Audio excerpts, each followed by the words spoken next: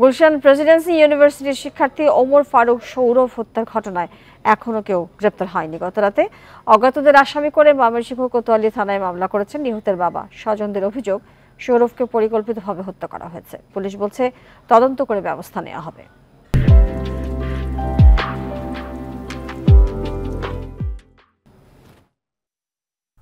গত 12 মে পরিবারের অমতে চাচাতো বোন ইশরাত জাহান ইভাকে বিয়ে করেন সৌরভ।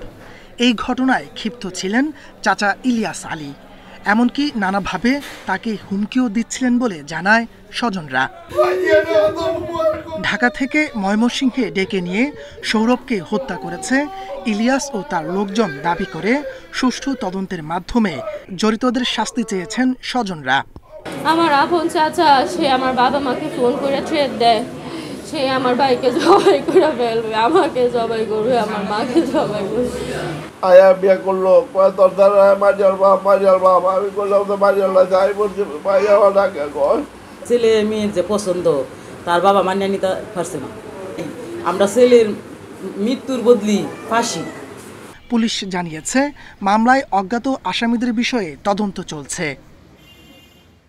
এই মামলা তদন্ত কাজ চলমান রয়েছে এবং আমরা এই মামলার তথ্য অনুযায়ী আমরা যে তদন্তের তথ্য পেয়েছি সেই তথ্য অনুযায়ী আসামিদের গ্রেপ্তারের জন্য সর্বাত্মক অভিযান পরিচালনা করে যাচ্ছি। আশা করি অচিরেই আমরা প্রকৃত অপরাধীদের গ্রেপ্তার করতে সক্ষম হব। রোববার দুপুরে ময়মনসিংহের সুতিয়া নদী থেকে ওমর ফারুক সৌরভের মরদেহ উদ্ধার করে পুলিশ। এই ঘটনায় মামলা করেছেন নিহতের বাবা ইউসুফ আলী। Independent news.